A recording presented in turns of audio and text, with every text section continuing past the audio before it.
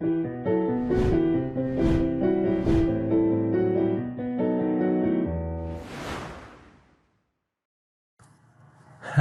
everybody, and welcome to this crazy episode of Simply's Fantasy Football, where we're going to be talking about Pete Prisco's most recent CBS NFL mock draft, where he goes over some of the picks he believes that could happen on draft day. Now, we've had some craziness shake up the NFL draft prospect in the last few days. The Eagles and the Saints swapped some picks. I know that the Eagles got richer for next year. The Saints are looking more to add it now because they might think they have a roster to win now. So right now, there are some really interesting draft selections in this mock draft that I would be ecstatic to see. Some of them not so much, but I'm going to be talking about anybody that you can draft on your fantasy team, people that will help boost your fantasy team's production, and so on and so forth. So before we go any further, if you know anything about this channel, make sure you got your tea, and let's get sipping. So the first guy off of the board, Evan Neal. We've seen Evan Neal be mocked to the Jacksonville Jaguars for a long, long time. But more recently, a lot of mock drafts have taken Evan Neal, moved him down the board, and had Aiden Hutchinson going 101. Now, the reason I think this still makes the most sense for the Jacksonville Jaguars is we are in an offensive-driven league right now. So even though they just franchise tagged one of their best tackles, even though they just went after some more offensive line help in this year's offseason, Evan Neal still is an upgrade at the tackle position. He's probably the most pro-ready lineman in the NFL, like as far as the prospects go, and there is just not enough protection that you can give to a guy like Trevor Lawrence, who is supposed to be a generational prospect coming out of Clemson. So taking this, I think it makes the most sense. I think it helps guys like ETN, guys like Trevor Lawrence, guys like Christian Kirk, who just went there, James Robinson. I mean, it cannot hurt to add another, potential all-pro offensive lineman to a team that is looking to be one of the next NFL superstar firepower teams. So Evan Neal, really love the pick. I think it does wonders for the Jacksonville Jaguars, and I think it definitely increases guys like Trevor Lawrence's stock because now he could potentially have time to throw now that he's got a whole revamped offensive line in front of him. So the next guy I want to talk about, the same, just copy and paste what I just said about Evan Neal down here at number 5, Ikebukunu. He has the highest ceiling of any of these offensive linemen in the draft, in my opinion, if everything pans out. I mean, this guy is freaky strong. He is athletic. He can play the tackle. He can kind of move around and play guard if you really need him to. I think Ikebukunu definitely could really bolster a New York Giants offensive line that has desperate need for help. Saquon, I'm sure, would write a thank you card to the New York Giants general manager if he did this. Same with Daniel Jones, because they have been scrambling and they have just made the New York Blue look a little uglier. I think Ikebukunu would be a step in the right direction for the same reasons Evan Neal would be a step in the right direction for the Jacksonville Jaguars. So here's where it kind of gets interesting, because we have Matt Rule, who has shown that when his players are performing, just like I guess you could say this with any coach, but when his players are performing, he can be a solid NFL coach. But right now his back's kind of up against the wall because last year Sam Darnold fell off of a cliff after the first month. Cam Newton looked like the Cam Newton we thought he was going to be after being signed by the Panthers. I mean, that was kind of a desperation move by the Panthers general manager just to kind of, bring some light to a bad Carolina offense. I think their defense is one of the best in the league, if not, one of the top 3 in the league as far as talent goes from top to bottom. And right now they need a guy on the offensive side to lead, somebody with upside, because right now the GM and Matt Rule, they are kind of at their wits' end. Backs up against the wall.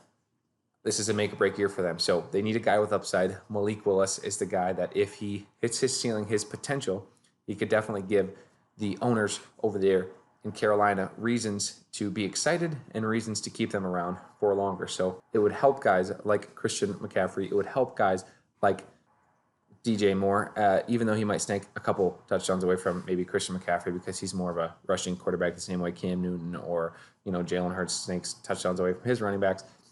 Same kind of concept, but I do really appreciate that they're kind of going all out. I mean, might as well at this point. Your job's on the line. Might as well get a guy that if he can get the owners excited and give them any reason to keep Matt Rule on for next year, this is a no-brainer for me. Malik Willis at 6.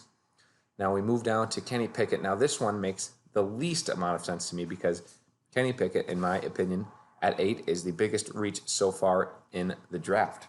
Now, why do I say that? Well, let's just look at Kenny Pickett in comparison to what they already have there, what they just signed in Marcus Mariota. Very similar prospects, above average athletically. They both didn't have rocket arms, but they were very accurate. Could make plays, were good leaders on their team, but when push comes to shove, they're not the greatest thrower of the football. They aren't the most athletic, so they really don't excel more than the next guy in really any category. I think that the only thing that you could say about Kenny Pickett is he is a very high IQ football player. I think he can definitely make, he's going to be more advanced than some of these rookie quarterbacks coming out, just because he's had more time to develop in college. He's had more time to, really study the game of football. Just he's a little older as well. So I think right now Kenny Pickett might be a little bit of a stretch in Atlanta because if I'm taking a Kenny Pickett, I'm expecting him to start year one. Don't think that would be the case. He wouldn't be a project guy for me because his ceiling isn't that high. So Kenny Pickett in Atlanta, it just muddies the water a little bit for me. Might as well wait till next year when the draft class for quarterbacks is a little bit stronger, unless you really, really believe in Kenny Pickett, which unfortunately I do not. So we're going to move all the way down to number 15, the Philadelphia Eagles. Jameson Williams is the deep threat the Philadelphia Eagles are missing. Now, I'm not huge on Jameson Williams because I think he's kind of a one-trick pony because many of his catches in Alabama were deep throws. And I do think Jalen Hurts can throw the deep ball, and I think that he's got a good thing going with Devonta Smith and intermediate routes, same with Dallas Goedert. I think Miles Sanders, if he can stay healthy, is an above-average NFL running back. So Jameson Williams could be one of those exciting pieces where, if you let him break free a couple times in a game, you could be, keeping up with some of the more premier offenses in the NFL. Do I love the fit for Jameson Williams? Fantasy-wise, no. Do I think that Hurts is a consistent enough deep thrower of the football, like accurate-wise? He's got the arm to do it, but is he accurate enough? No. Do I think he's going to be 100% of what he was probably to start the season? Yeah, probably. I mean, I've seen some glimpses of, I've seen some tape of Jameson Williams, doing some drills and giving, promise to some of these NFL teams that, I'm going to be ready. I'm going to get my speed back. It's not going to be a big deal. So it's an interesting fit. It's definitely a need for the Eagles. Is it someone I'm going to target in drafts? No, simply because I don't love Jalen Hurts as a thrower of the football consistently enough to really trust that guy. But I do think it is definitely a need for the Eagles, and I would applaud the Eagles for making this pick, even if I don't want him in fantasy. So here at number 16, we have Desmond Ritter, and Desmond Ritter, I would liken to a not as talented Deshaun Watson. He likes to extend plays. He's got that one receiver that when he's locked onto them, he can make things happen, but he's definitely a project, as are pretty much all of these quarterbacks in this year's draft class. Desmond Ritter is and has shown that he definitely showed his true colors against Georgia in the college football playoffs, and I think that kind of hurts his draft stock a little bit, but developing in the right place, having the right weapons around him, which I think that the Saints are going to try and get. Desmond Ritter, if you develop him properly, he could definitely be a guy that wins you some games. He obviously did that in Cincinnati, could carry that same kind of culture over into the New Orleans Saints, who's kind of taken over a new regime with Sean Payton now out of there. I don't hate the pick if you're knowing that you're not going to win this year, because there are other guys in the draft that could help you win. Like the guy who's next on the list, Trevor Penning, who is, again, an unpolished prospect, But out of Northern Iowa, there was a lot of buzz surrounding this guy because of how strong he is, because of how athletic he was for a big guy. I mean, he's 6'7", 321 pounds. He is an aggressive player with a guy who can just keep going, but sometimes he gets a little too antsy. I think he tries to be does a little too much, and I think trying to refine him, pulling him in, and giving him a chance to develop with the Los Angeles Chargers. This could be a home run pick at the 117, giving guys like Justin Herbert and Austin Eckler just ample time to do what they got to do, and the receivers obviously to run their routes. I think this would be a home run hit for the Chargers if he can reach his max potential, like I believe he could. So the next guy I want to talk about is my favorite guy in this draft class, Garrett Wilson. I think it is a match made in heaven with Michael Thomas opposite Garrett Wilson in this draft. I think the two Ohio State wide receivers definitely would complement each other well because they have a lot of the same strengths. I think Garrett Wilson can take the top off of a defense better than Michael Thomas can at this stage in his career. And I think Jameson Winston has shown that he can carry two wide receivers as he did in Tampa Bay when he was there. So Garrett Wilson, I would love this draft spot for him as a fantasy, as far as fantasy-wise goes. I think he plays a lot like CeeDee Lamb, and getting him the ball in his hands, I think they can be very, very crafty. They can draw up some interesting plays, and a lot of teams have tried to say that they like to use players in a Debo role. I know Garrett Wilson's not huge, but I think he definitely has the versatility to be able to use in a way like that. So that's what excites me about Garrett Wilson is he's more than a one-trick pony. He can do a lot for the New Orleans Saints, and I would love this pick, and I would want to take him earlier in rookie drafts if I could, and I would even take him maybe mid-rounds in some of these drafts, even in a redraft league. So I do really, really like Garrett Wilson. And over here at 20, I don't really understand this pick. I think Matt Corral, the same thing I said about the Atlanta Falcons earlier, about being the same kind of quarterback. I think Matt Corral and Mitch Trubisky have a lot of similarities. I know Matt Corral might be a little bit more mobile, but I don't think he has a cannon of an arm. I don't think he's, got any above average NFL traits that really make you excited about the prospect he could be.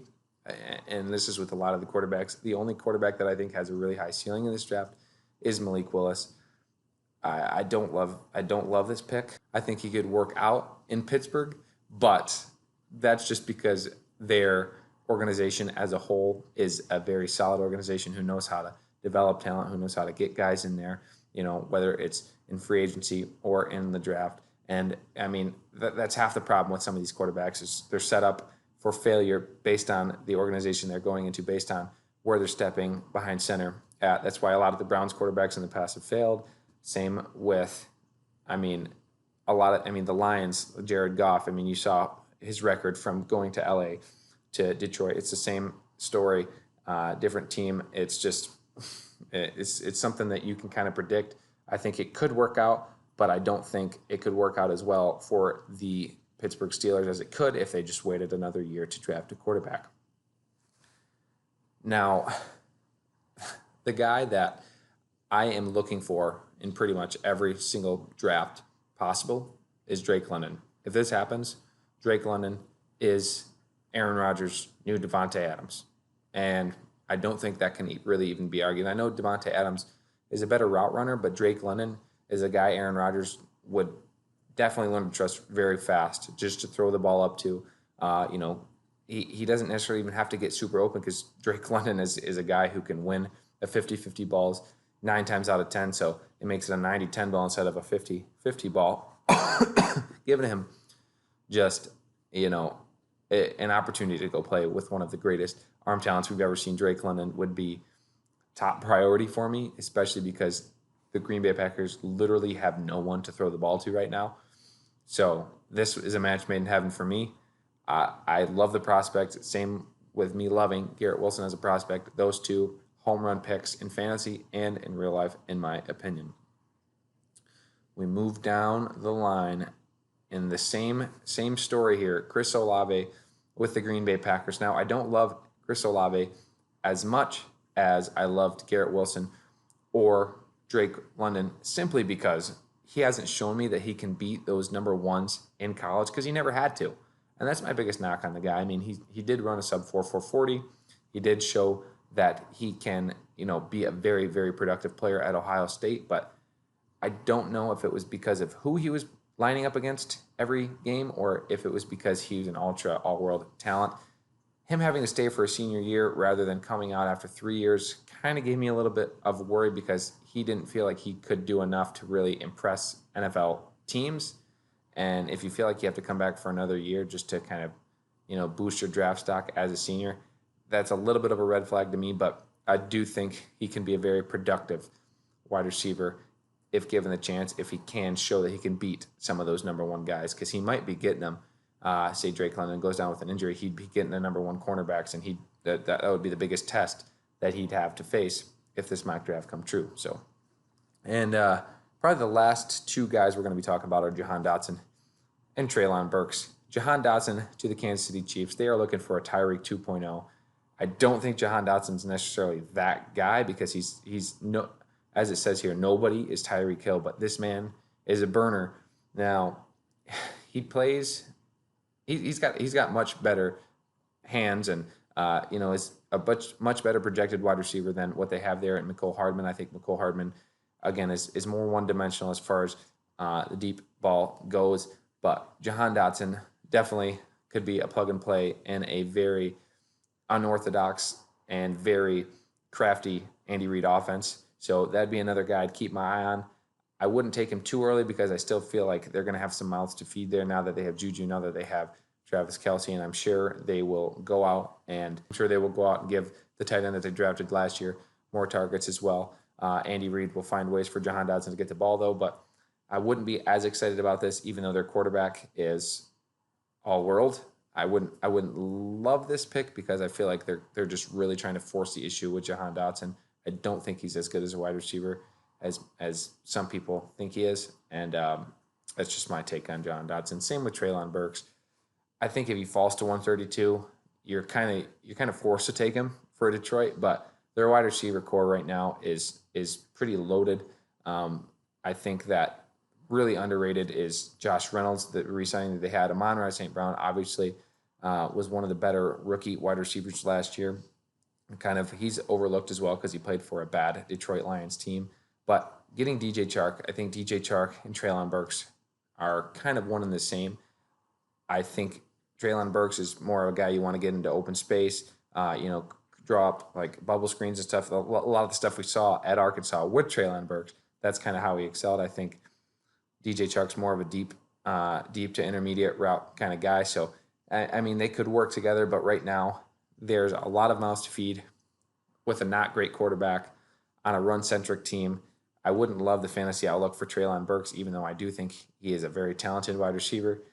I'd probably be staying away from Treylon Burks just because, again, I don't love Jared Goff being able to feed all of these guys in an offense that is going to probably still have the plays called by a guy who just started calling plays last year in Dan Campbell, no matter how much I love when he bites kneecaps off in post-game interviews. I don't love the pick for a fantasy perspective, Treylon Burks at 132. So if there's anything that you disagree with, let me know.